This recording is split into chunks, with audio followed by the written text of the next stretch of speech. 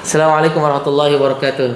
Waalaikumsalam warahmatullahi wabarakatuh. Gimana kabarnya Ustaz Faisal? Alhamdulillah khair. Kayaknya capek nanti tentu. Subhanallah. Inilah perjuangan. Iya. Masya Allah. Antum gimana kabarnya Ustaz? Alhamdulillah khair. Alhamdulillah. Khair. Oh ya, hari ini kita akan membahas tentang Pintar Fanatik, podcast interaktif tentang fun education dengan pemanfaatan TIK, ya kan? Betul. Ya mungkin Ustaz Faisal dulu, apa yang dimaksud ini Ustaz? Ya, jadi kita ini sedang membahas tentang bagaimana menciptakan pendidikan pembelajaran yang fun. Fun dalam artian itu interaktif dan asyik dengan pemanfaatan teknologi informasi dan komunikasi. Dan alhamdulillah kemarin di program di Ristek yang namanya Pembatik, pernah dengar ya namanya Pembatik? Pembatik, anak taunya batik itu Ustaz, pakaian. Oh, yang dimaksud yang di sini apa Ustaz? Pembelajaran bahasa TIK. Singkatan ya. Oke. Ustaz Gifari pernah dengar ya? Pernah sekali alhamdulillah. Ya, ini kan ada program pemerintah setiap tahunnya untuk mencari duta dan sahabat teknologi. Alhamdulillah ini lolos sampai ke level 4 dan di level 4 ini kita harus berbagi dan berkolaborasi. Itu sampai level berapa Ustaz? Sampai level 4, setelahnya baru pemilihan 5 besar. Dari 5 besarnya untuk setiap provinsi dicari satu orang untuk jadi duta teknologi setiap provinsinya. Oh gitu. Iya. Masya Allah. Oke, Tayyip. Yang ini kita sudah tahu ya tadi masalah pintar fanatik, ya.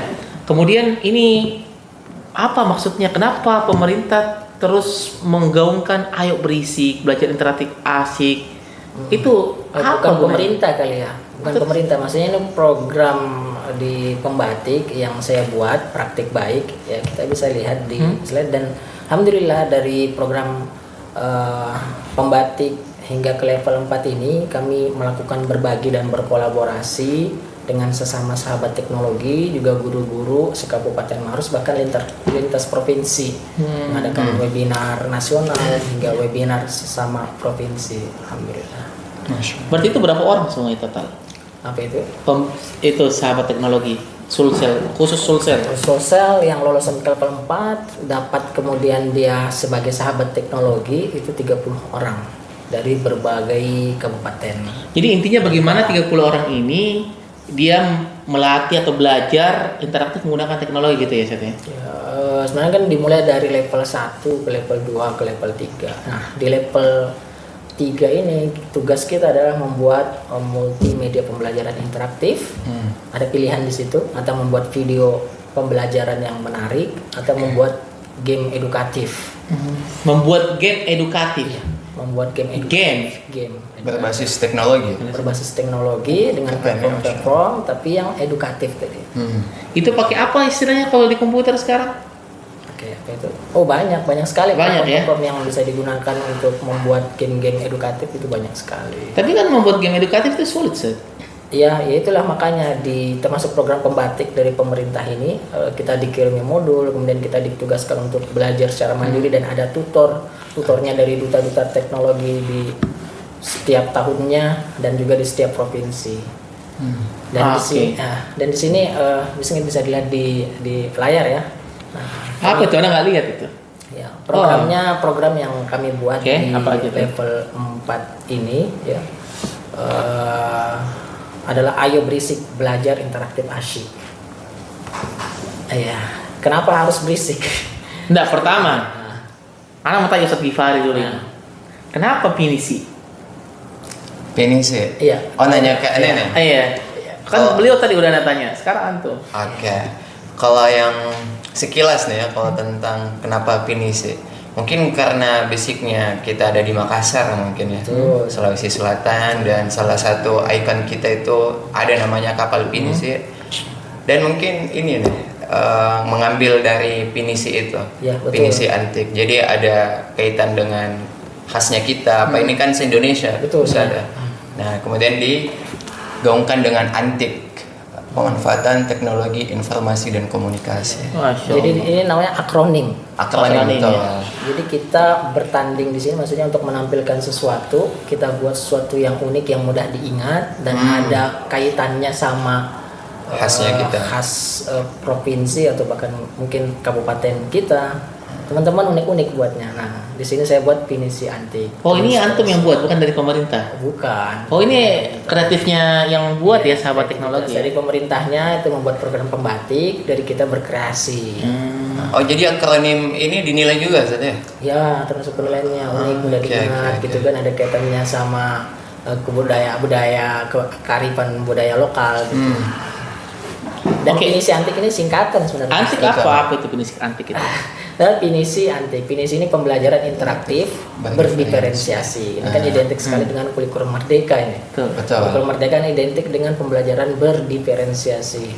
Jadi peduli dengan peserta didik, bukan berpusat pada guru tapi ke peserta didik. Kan kita tahu kan peserta didik itu beragam, berdiferensiasi, beda-beda.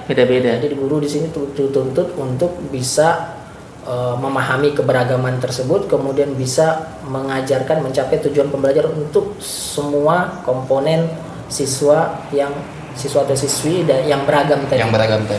Tapi permasalahannya, apakah itu bisa dipraktikkan semua guru? Yang mana ada juga guru-guru yang sudah berumur, udah 50 tahun, yang mana mereka itu kalau kita melihat guru-guru itu PNS itu guru umur berapa tuh pensiun? 60-61. Nah, itu bagaimana? Apakah mereka bisa mengejar ketertinggalan untuk mengejar teknologi, gimana itu? Ya, ini makanya dari Kemdikbudristek salah satu programnya pembatik ini untuk kemudian membentuk budaya saling berbagi, dimulai dari pemilihannya yang kalau dari pemerintah kan, kalau misalnya dari kementerian kemudian mengajarkan ke seluruh provinsi itu kan susah.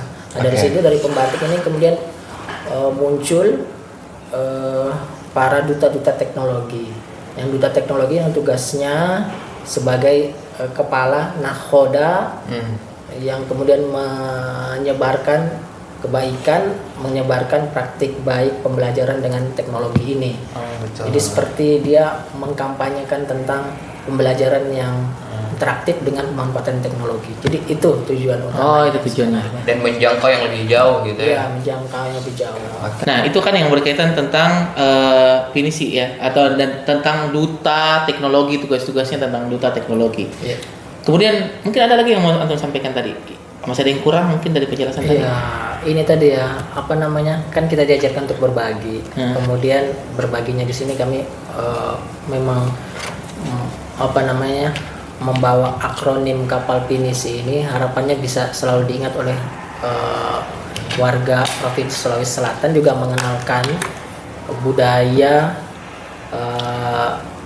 Sulawesi Selatan ini ke seluruh provinsi, bahkan ke mancanegara. Kan kita kenal ya, kalau namanya pinisi itu yang kita tahu kan kapal tradisional dari Sulawesi Selatan kan. Iya.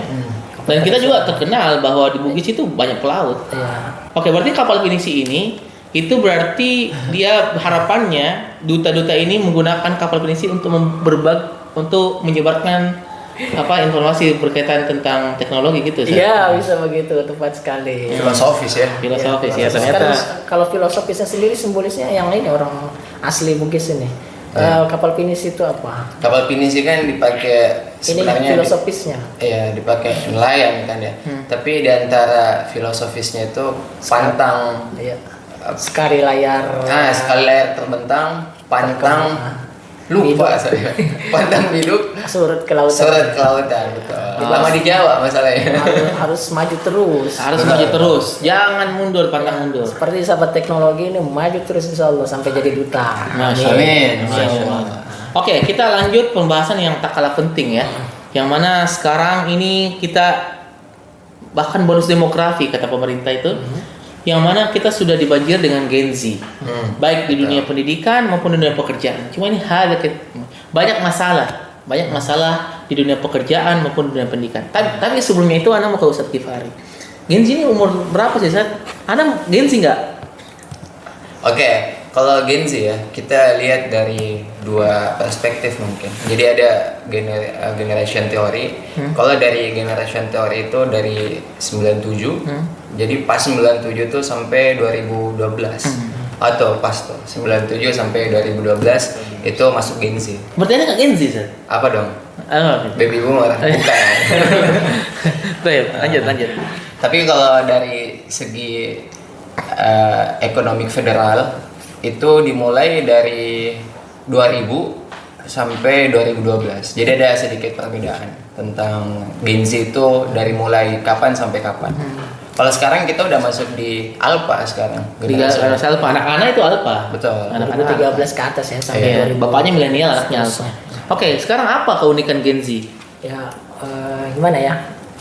Ini kan jadi tantangan kita kalau di pesantren atau di sekolah yang kita ajar kan ya, itu kan di SMP ya. Kalau saya kan sebagai pengajar di SMP ya. Kepala sekolah juga. Iya, kepala sekolah juga, dan itu yang dihadapi Gen Z, benar ya? Betul. Usia kelahiran 97-an 97 sampai atas kan sampai 2012-an gitu ya.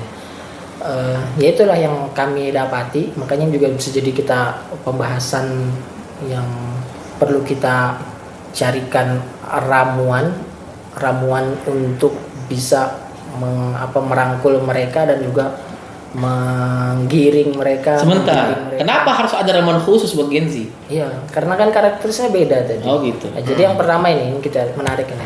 Jadi yang pertama kan mereka itu digital natives ya, benar ya? Betul. Digital natives. Jadi mereka terlahir, terutama yang Alpha ya, yang terlahir itu sudah perkembangan teknologi beda mungkin di zaman kita dulu ya. Betul. Kalau Ustaz Lukman lahir tahun berapa?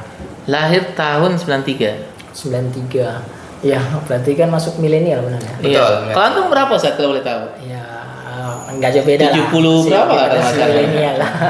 Tapi saya Gen Z nih, Ustaz.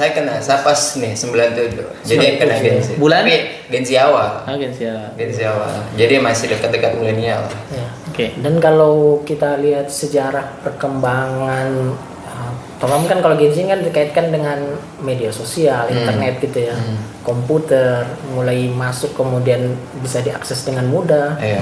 Itu seingat saya sih di usia SMA itu masih susah ya di 2005. Ya, hingga di 2009 itu baru terasa ya di pertengahan kuliah itu antara 2005 sampai 2009 itu terasa baru mudahnya untuk mengakses internet di warnet, internet murah gitu kan ya, yang sebelumnya kan mahal sekali, bahkan SIM card itu sangat mahal. Dan itu yang kemudian mempengaruhi drastis pertumbuhan generasi gitu ya. Berarti yang Gen Z ini dipenuhi dengan kemudahan internet gitu ya?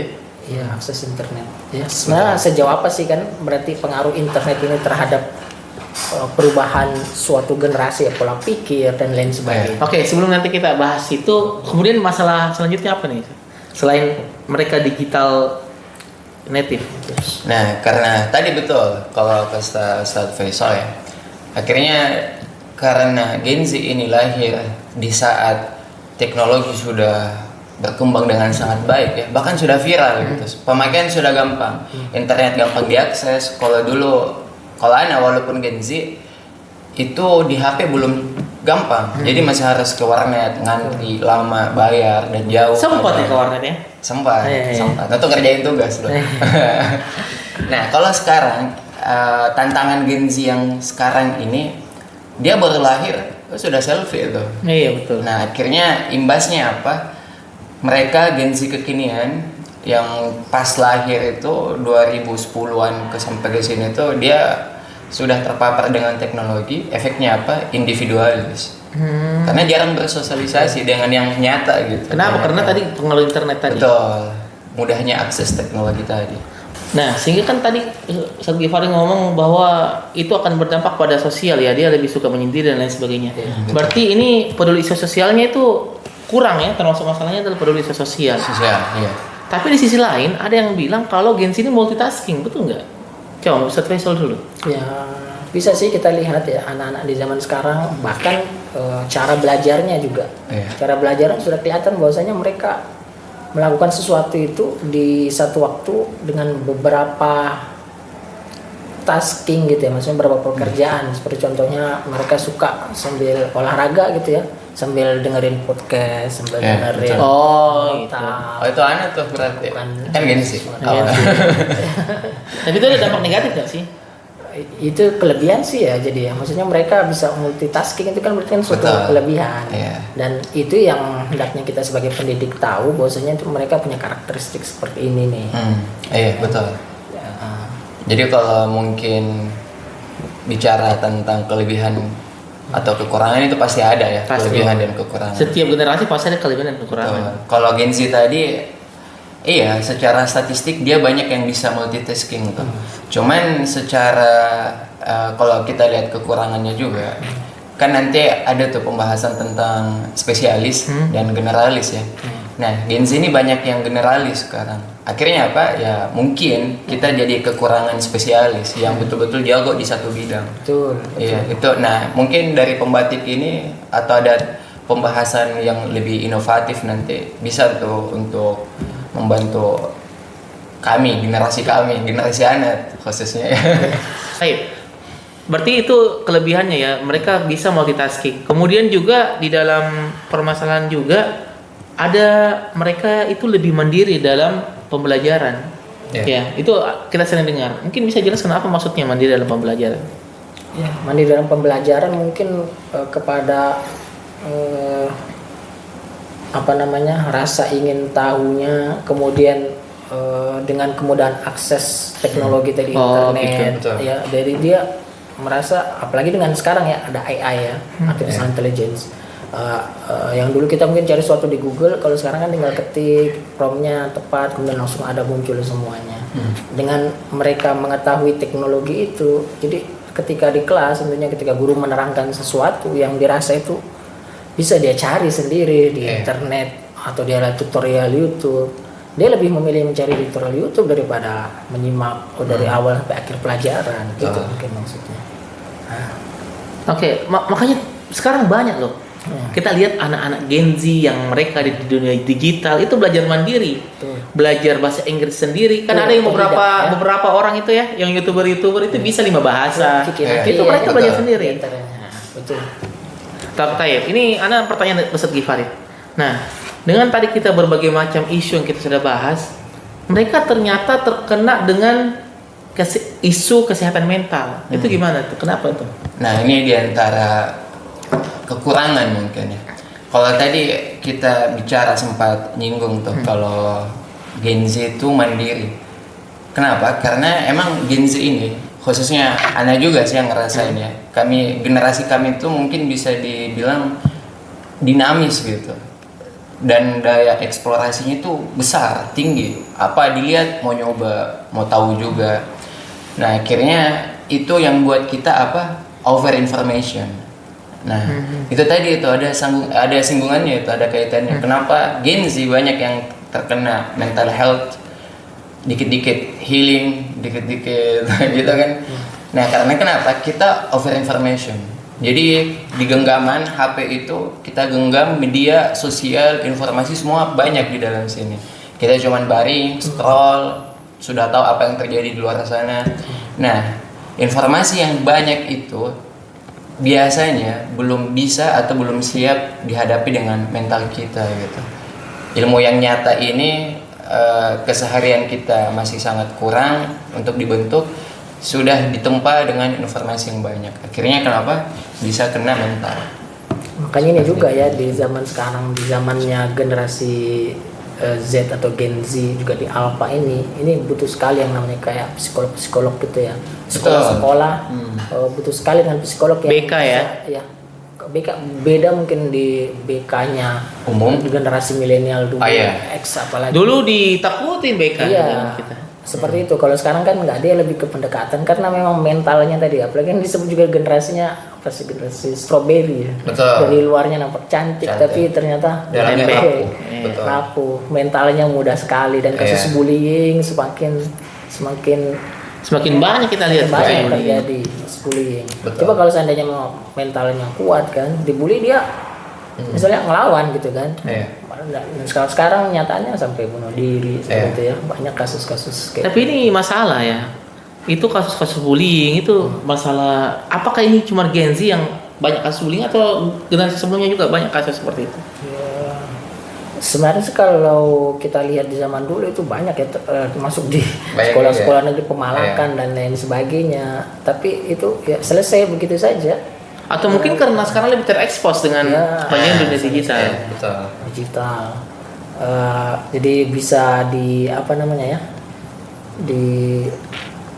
Terlihat gitu, terekspos, kemudian bisa diakses. Kalau dulu kan Susah. kita dibully ya sudah selesai di situ. Kita mau ngadunya pun ngadu ke siapa, ke orang tua juga nggak berani, apalagi ke guru. Kalau dulu kita orang tua langsung dicambuk Dekannya balik. juga galak ya kan, Betul. misalnya kan ngadu ke siapa. Akhirnya ya sudah dihadapi dengan sendiri dan makin lama semakin kuat mentalnya karena sering dibully kali kan ya.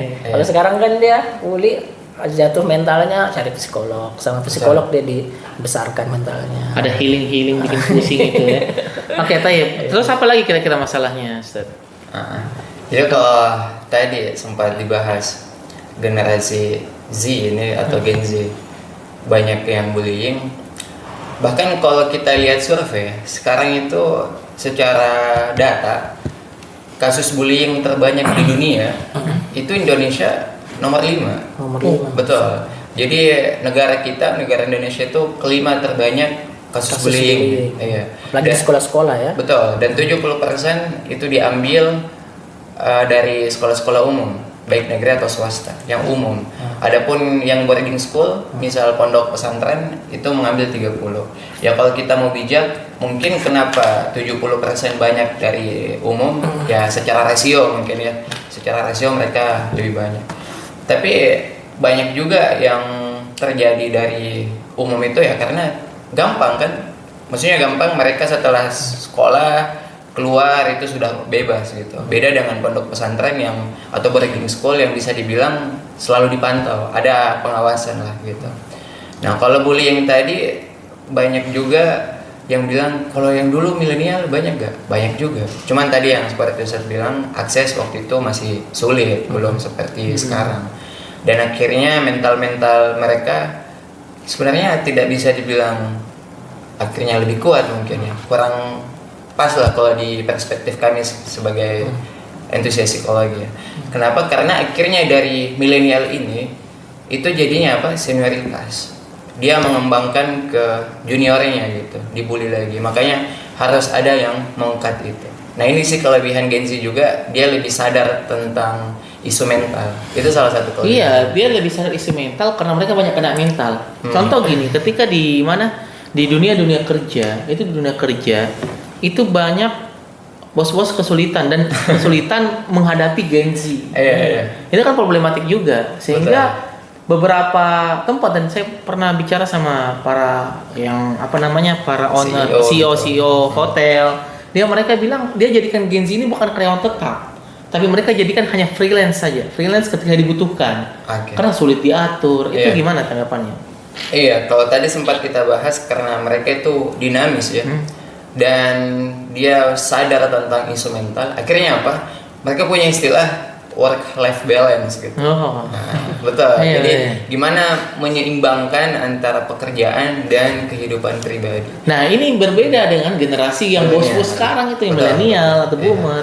Iya. Ya apalagi kalau misalnya ini yang terkenal juga ya, kalau di dunia kerja ya, kalau ada job tambahan misalnya atau kerja lembur dan sebagainya. Pengalaman ya. Biasanya kan yang Gen Z ini menolak sekali ya. Iya betul. Mungkin karena mental health-nya yang pengen seimbang, waktunya kerja, waktunya olahraga, waktunya main, waktunya dia scrolling gitu. Iya, dan itu terbiasa. Dan ada juga penelitian terbaru, efek dari video reels itu membuat konsentrasi makin berkurang. Betul. Video-video TikTok yang 1 menit 2 menit itu membuat konsentrasi berkurang, sehingga itu berdampak juga pada santri-santri, pada anak didik, pada siswa.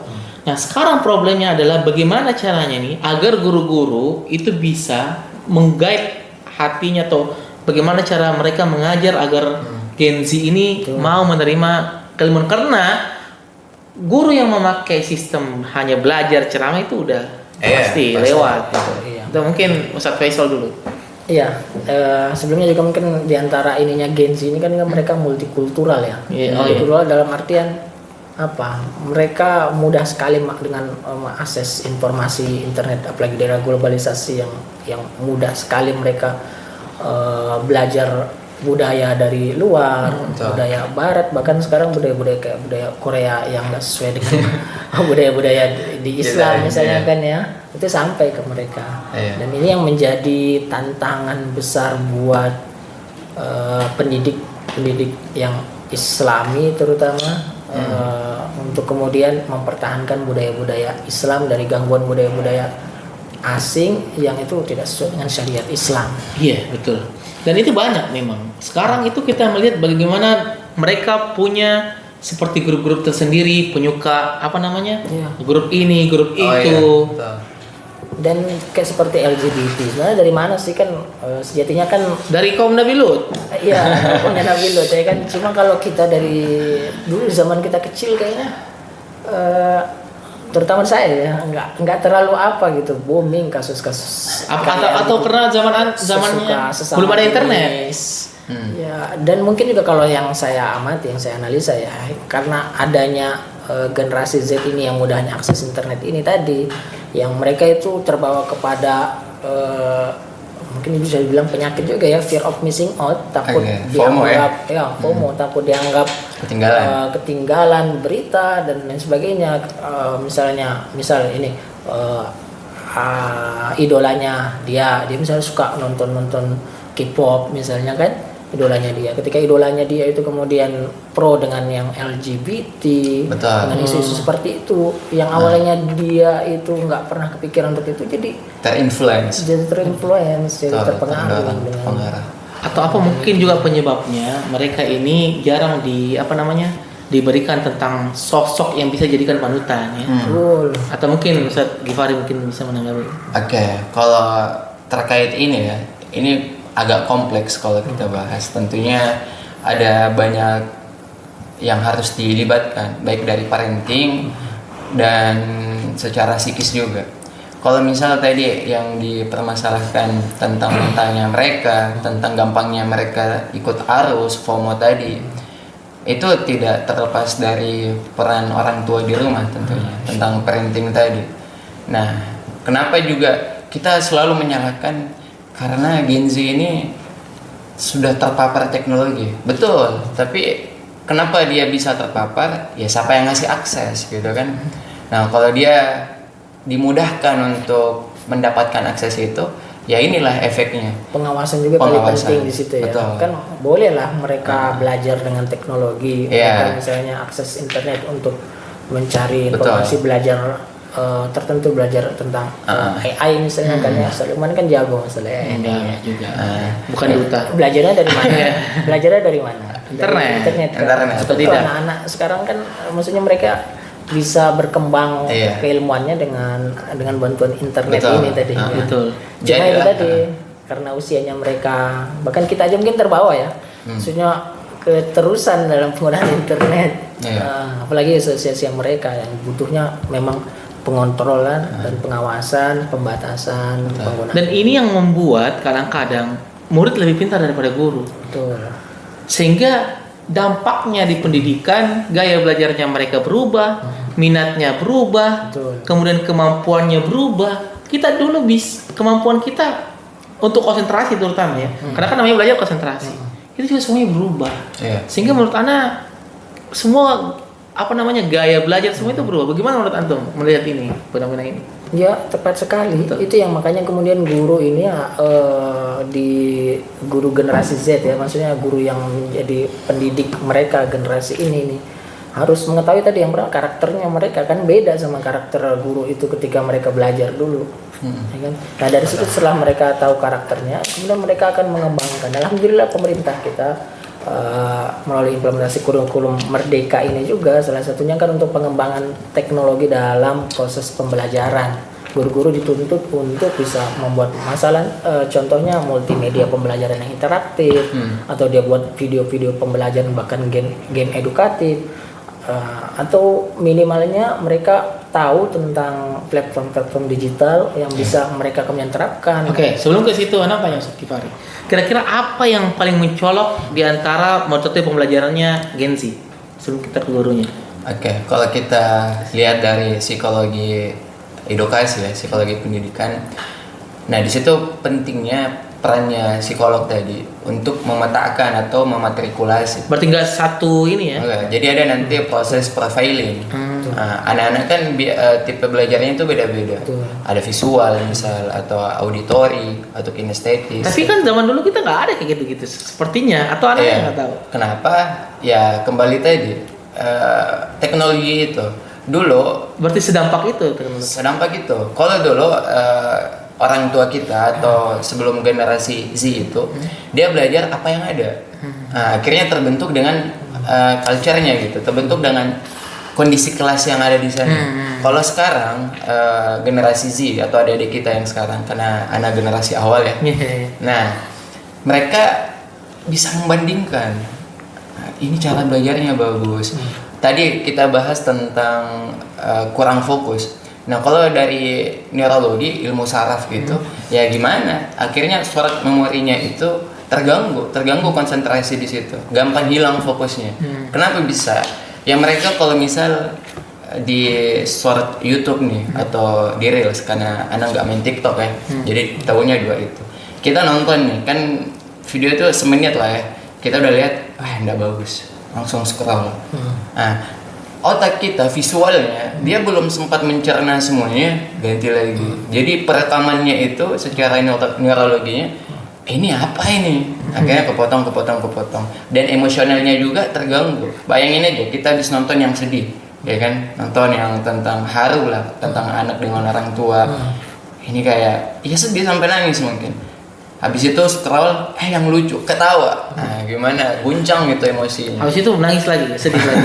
Ya, terkait Itu ngaruh banget itu. terkait emosinya. Begitu juga terkait dengan itu tadi yang menarik yang disampaikan, ketika kemudian nggak menarik dia langsung scroll gitu ya. Iya. Sebentar, bukan cuma Gen Z, kayaknya kalian antum juga yang Gen X ini, itu juga. Apa? Udah. Nah, dalam artian ya itu memang pengaruh internet. Iya. Ya, itu maksud saya ini. Jadi itu terbawa suasananya di suasana pembelajaran di kelas. Betul. Dia ngelihat misalnya kan gurunya nggak menarik dalam pembelajaran, kemudian nggak kreatif. Karena terpengaruh tadi dengan Reels atau Iya. video-video Dalam pendek. artian ketika dia melihat itu suatu nggak menarik, dia pengen skip. Iya. Jadi termasuk konsentrasinya, fokusnya dia skip, dialihkan ke yang lain. Jadi dia mungkin dirinya ada di kelas, tapi pikirannya sudah kemana-mana karena di skipnya tadi dilihatnya nggak menarik. Gurunya cuma ngomong terus nggak diperhatikan, interaksinya nggak bagus, kemudian multimedianya juga nggak bagus gitu. Apalagi Makanya- yang tipe visual. Betul, apalagi sekarang makanya guru-guru yang tidak asyik itu kan kita lagi bahas Iya. asyik ya. Yang tidak asyik itu mereka juga minta skip. Betul. Itu masalah. Nggak interaktif, Nggak interaktif, nah itu oleh nggak berisik. Iya, nggak berisik.